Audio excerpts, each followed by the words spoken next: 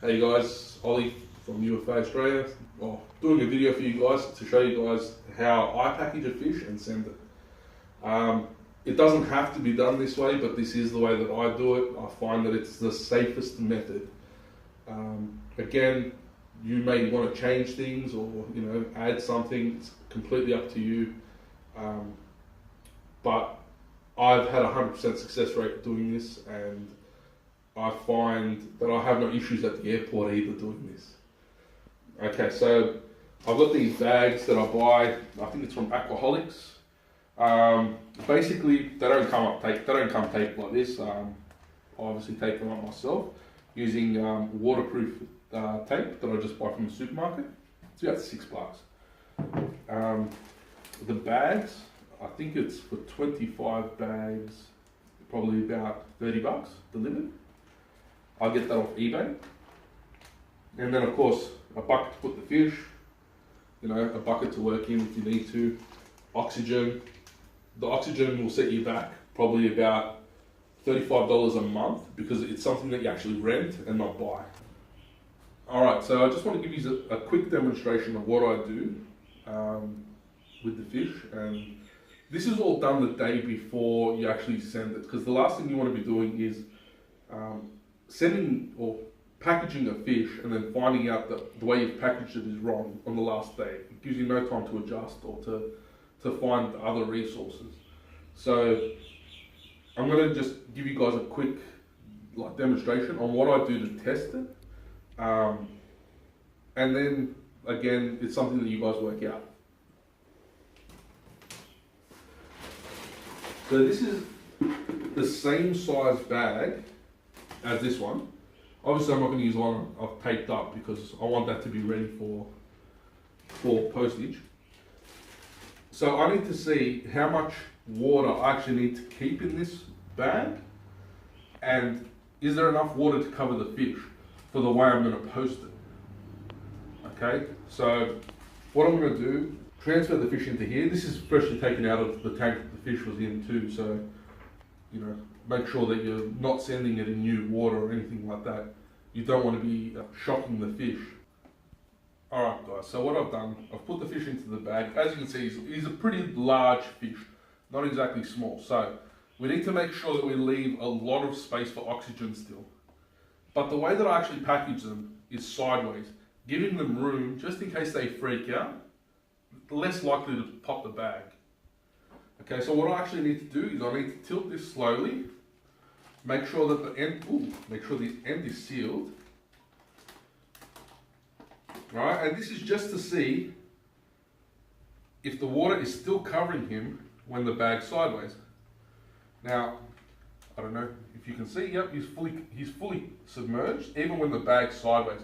And there's still about a third of the bag left for oxygen. Oxygen's obviously important, they need it, same as anything, I guess. So now what I'm going to do is I'm going to package the fish up just to show you what I do.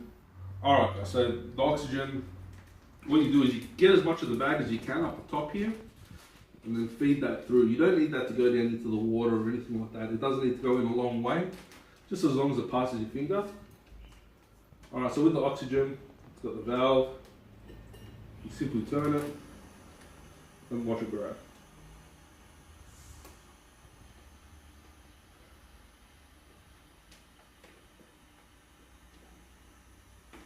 Okay, so I turn it off at that point.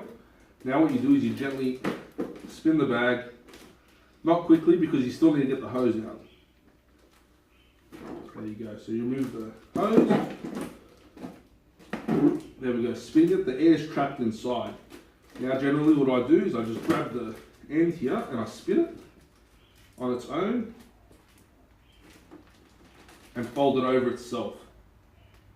I use cable ties, they're just stronger, less chance of snapping. Alright, I'll put that around.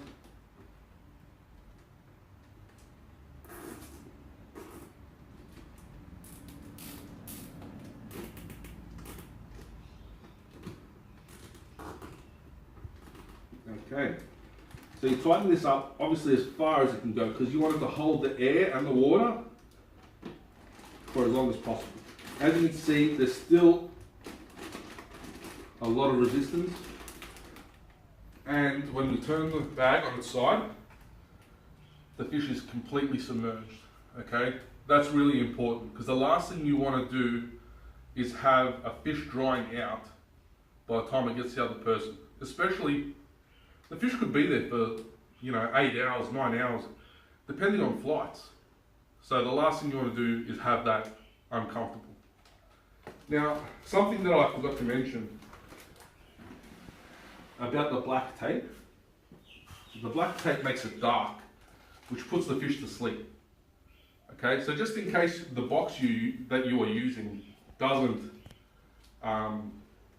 control the light coming in, this is going to help with that. Now I'm actually going to show you as well, putting the bag inside the esky that I use. I use eskies because they're solid. They're not going to break, not going to leak. Okay. Okay, so the fish is now in the bag.